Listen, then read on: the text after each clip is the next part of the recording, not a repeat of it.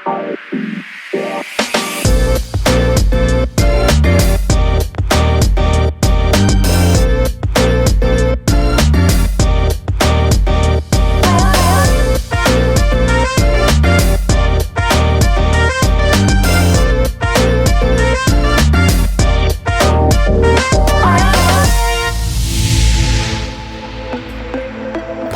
berkesan, berencana itu keren pisan. Assalamualaikum warahmatullahi wabarakatuh. Balik lagi nih sama podcastnya Berkesan. Berkesan apa? Berencana itu keren pisan. Oke, jadi di sini aku nggak sendirian ya pastinya, dan aku di sini ditemenin sama salah satu sosok yang pastinya nih luar biasa banget. Kira-kira dia ini siapa sih ya? Oke, kita kenalan dulu dengan siapa? Kenalin, nama aku Vicky. Biasa dipanggil Kang Vicky, Kak Vicky gitu Kak ya, Vicky atau ya. langsung Vicky juga nggak apa-apa. Baik. Jadi lanjut beliau, ya? Oke, lanjut aja. Alhamdulillah di tahun 2020 kemarin aku mewakili Provinsi Jawa Barat untuk pemilihan Duta Genre tingkat nasional. Dan alhamdulillah aku menjadi juara 1 atau terbaik 1 Duta Genre tingkat luar nasional. biasa. Tepuk tangan dulu dong. Gila, remaja-remaja Indonesia saat ini ya, luar biasa banget, keren. Nah, jadi gini ya untuk permasalahannya ya Kak Vicky ya. Jadi Kak Vicky ini kan sebagai Duta Genre di tingkat nasional tahun 2020. Nah, Kak Vicky, permasalahannya gini nih, untuk saat ini kan dunia itu berubah begitu cepat ya.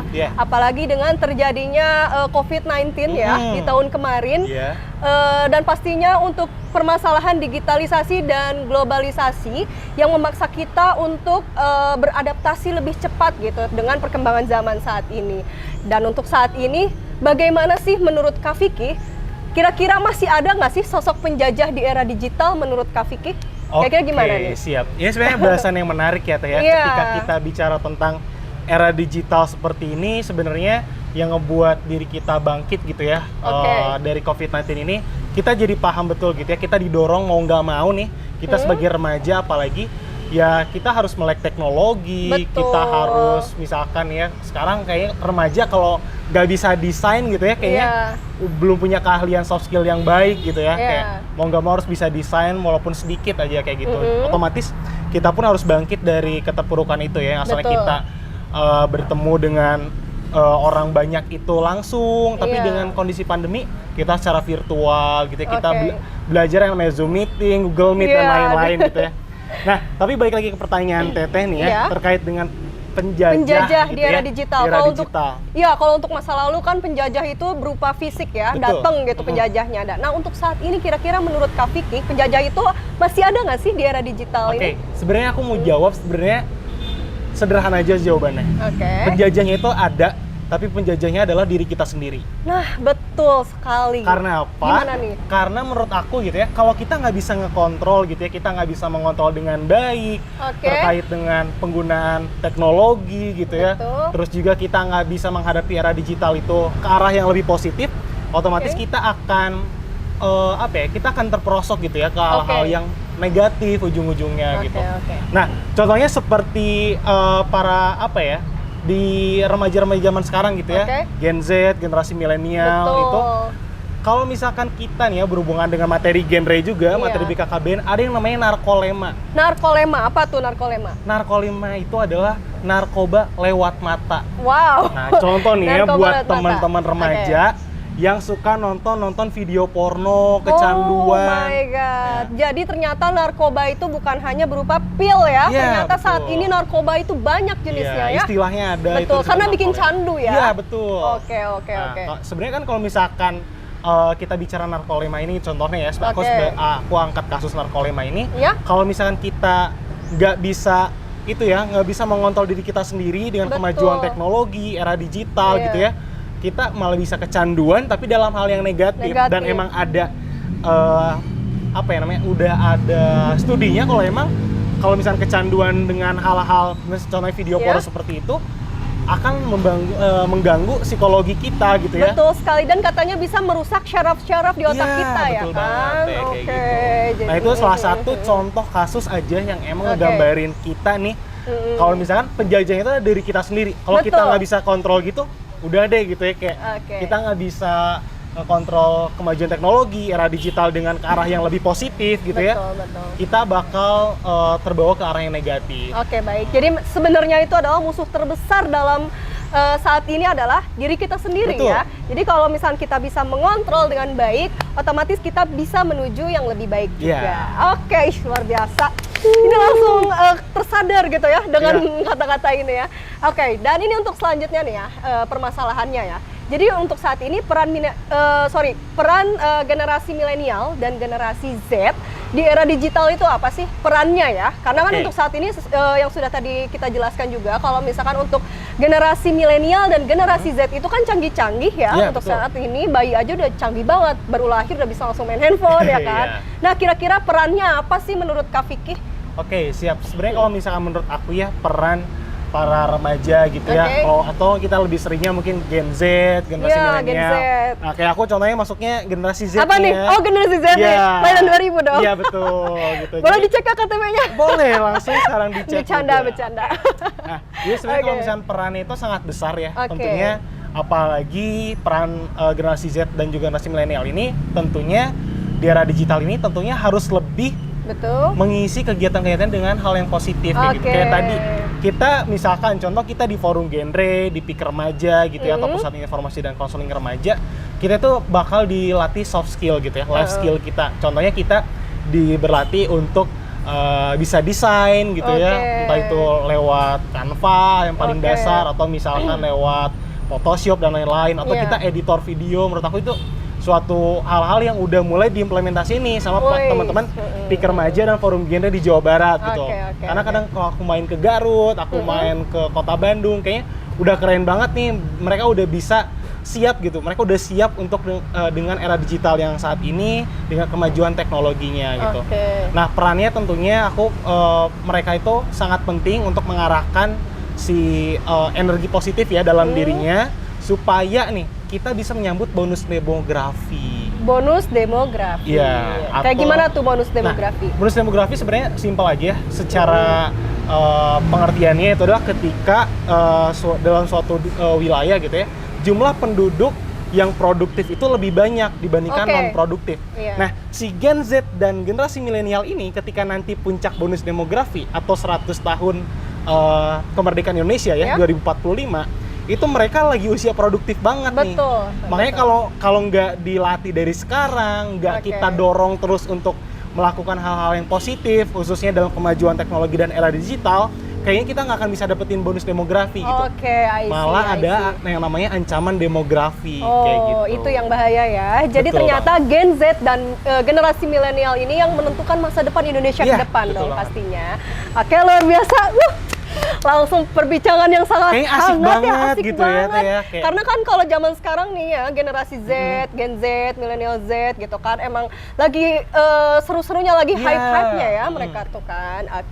Dan juga aku mau nambahin teh, yang aku selalu titipkan gitu untuk remaja-remaja, intinya kita harus punya semangat kolaborasi gitu ya. Jadi entah itu mereka dari remaja awal nih ya, segmentasi remaja awal 10 sampai 14 tahun, lalu di remaja tengah 15 sampai 19 tahun, terus ada remaja akhir 20 sampai 24 tahun, walaupun mereka ada perbedaan usia, tapi kita tetap dorong mereka untuk ada semangat gotong royong. Jadi gak usah diskriminasi ya, mentang-mentang lu udah tua, lu udah tua, gitu. lu masih bocil, kadang kayak gitu kan ya. Jadi benar-benar harus kompak ya untuk kolaborasi saat ini. Luar biasa. Nah, selanjutnya jadi gini ya, untuk peran genre, jadi seperti pemanfaatan medsos mungkin tadi sudah dijelaskan ya, pemanfaatan medsosnya seperti apa. Peran genrenya mungkin ada lagi kegiatan yang lainnya misalkan? Sebenarnya banyak ya kita program-programnya yang emang karena kita genre itu adalah salah satu program, dan juga tentunya forum genrenya sendiri adalah mitra kerja ya dari BKKBN. Tentunya kita mendukung sekali, mendukung 100% program pemerintah yang diinisiasi oleh BKKBN. Salah satunya adalah pendewasaan usia perkawinan gitu ya. Dari situ kita punya semangat yang emang kita sebut dengan istilahnya 2125 keren. 2125, salam 2125. Iya, 2125 keren. 2125 keren. Nah, yang artinya nih ya buat teman-teman yang belum tahu, 2125 keren itu adalah usia minimum ideal untuk menikah para remaja. Oke. 21 tahun untuk wanita dan 25 tahun untuk laki-laki. Itu karena lagi sedang dalam kondisi matang-matangnya mungkin iya, ya. Betul. Secara psikologi, finansial, usia juga gitu. Siap. Jadi nggak ada lagi tuh kasus-kasus ya, karena betul. banyaknya perceraian karena pernikahan di usia dini atau baru lulus sekolah langsung dijodohkan, langsung menikah dengan ujung-ujungnya bercerai dan segala macam ya. Jadi kita mengurangi yang namanya itu ya. Oke, luar biasa. Nah, kan untuk di genre sendiri ada istilah triad KRR. Nah, bisa dijelasin nggak sih kalau triad KRR itu apa sih? Oke, sebenarnya kalau bicara tentang triad KRR ini adalah suatu dasar ya yang menjadi pegangan para remaja. Kenapa remaja genre itu ada? Sebenarnya kita sebagian generasi berencana yang emang pengen nih sama-sama, yuk kita bareng-bareng menghindari yang namanya triad KRR atau 3 ancaman dasar kesehatan reproduksi remaja. Kesehatan reproduksi? Iya, kesehatan reproduksi remaja.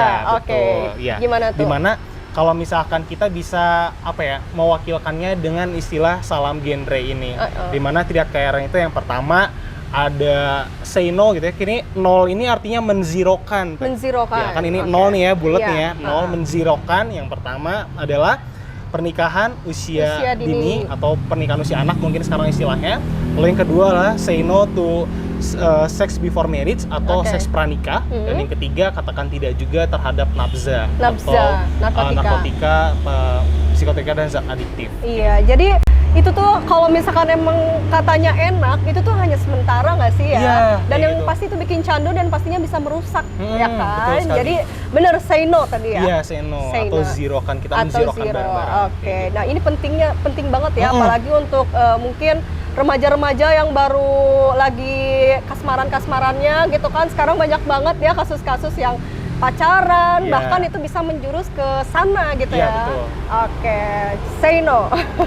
Dan juga sebenarnya salah satu kenapa sih 3 ancaman dasar ini menjadi suatu hal yang memang urgensinya harus kita bareng-bareng, yuk bareng-bareng kita sama-sama kolaborasi menghindari ini karena contoh nih ya, dengan kita melakukan pernikahan usia dini gitu ya, kita akan beresiko untuk melahirkan anak yang stunting gitu ya. Betul. Atau misalnya stunting atau buat teman-teman yang belum tahu yaitu kekurangan gizi kronis. Kekurangan gizi kronis itu dikarenakan karena dari pernikahan usia dini ya? Iya, betul banget. Kan baru tahu. Ya, contohnya nih ya, aku mau sedikit ambil kasus aja pernikahan usia dini nih ya.